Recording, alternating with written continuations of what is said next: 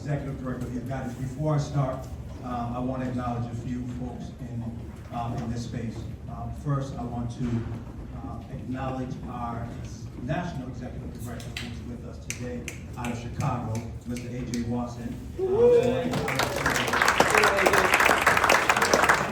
also want to say thank you to Charlie and the city here folks for hosting us and allowing us to be in this beautiful space. Thank you, so Charlie. Thank you and the team for allowing us to be right.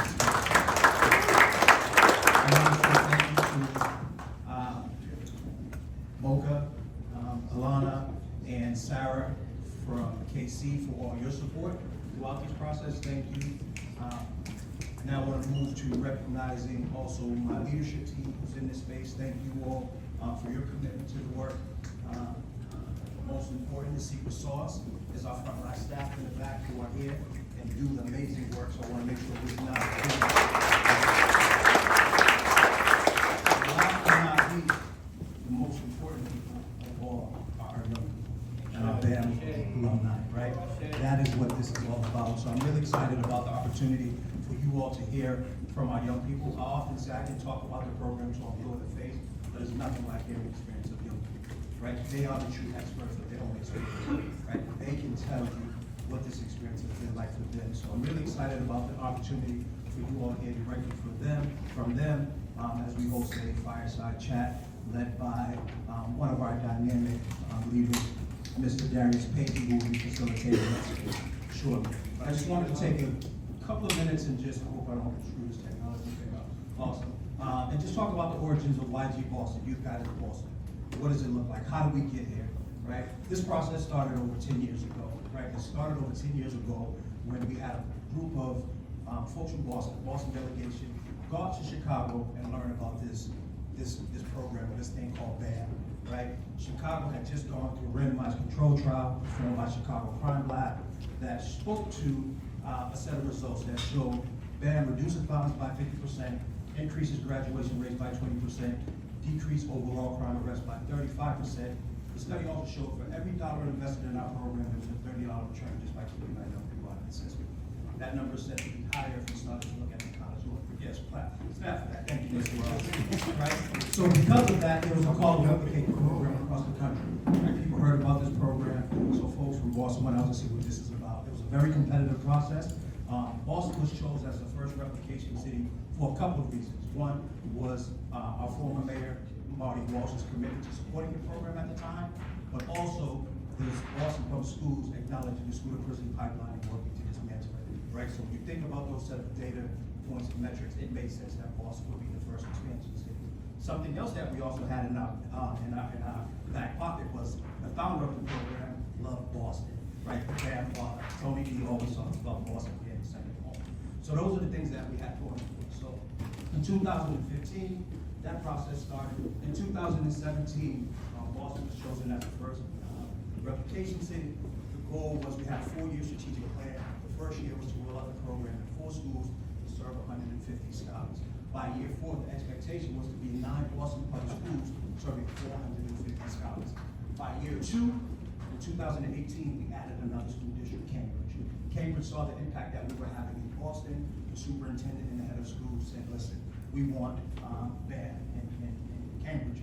We have programs for young men of color, but we don't do what BAM does, right? So they came, sat in the circle, experience with our young people. After that, superintendent said, we're bringing BAM to Cambridge. So in 2018, we launched in Cambridge. 2019, so that in year 2, now we were in 2 school districts. We were serving well over 360 scholars in year 2. The goal was just to be in 1 school district serving 300, right?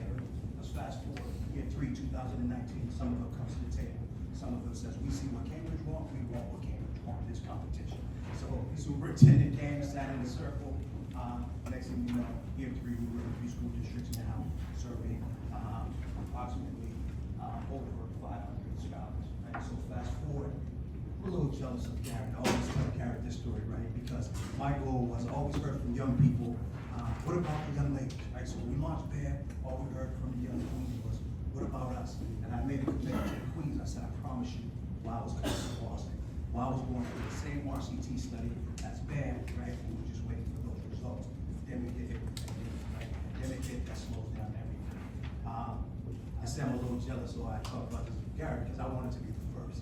I take pride in Boston being the first of everything. Actually, we're the first expansion city outside of Chicago, but Garrett and Dallas ended up getting wild first, right? So I'm always going to speak to Garrett about that, because they got wild first. So then we launched WOW. We ended up launching WOW during the pandemic. In PPS schools, now we had BAM, and we had WOW and BAM in Cambridge. Fast forward to 2022, we were now year 5, we were now in 3 school districts. That number says 550, but we were serving well over 680 scholars at that point. Fast forward to where we are today in 2025, we are in 3 school districts. We are serving 16 schools across those 3 school districts, and we're serving well over 1,100 scholars to date. Another announcement that we make, we are in conversations around expansion into another school district here in Boston, which is Brockton Public Schools. So we're on pace now to expand to another school district. Garrett went over this, so I'll skip this slide. This talks about our mission, right? Garrett, thank you for support of that. What does the program look like, right? Both BAM and WOW school-based programs that happen during the school day. A lot of times when we talk about our program being a mentoring program, folks just think that we're in the schools and we're mentoring young people. Our program is actually embedded in the fabric of our young people's schedules.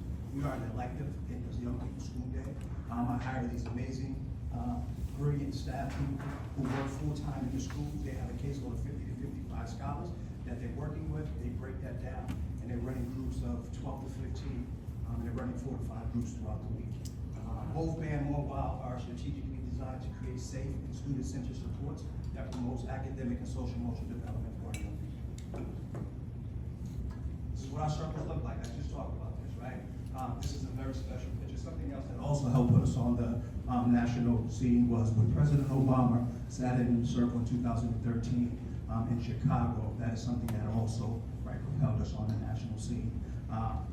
President Obama is on record to saying that BAM is what has helped him start his My Brother's Keeper initiative. During when he made that announcement, one of the young men that introduced him was a former BAM scholar. Our program is led, our curriculum is built around a set of 6 core values for BAM, 5 for WOW. These are the 6 core values for BAM. You're going to learn about that today. And here's our 5 for WOW. I want to fast forward to the most important piece, right, is now to hear from our young people.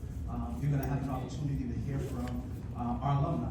All 4 of these scholars have been in the program, not in the program anymore, right, in college, but you're going to have an opportunity to hear from them. So without further ado, I want to bring up Darius Payton, introduce you to Darius, who will introduce our scholars, have them come up.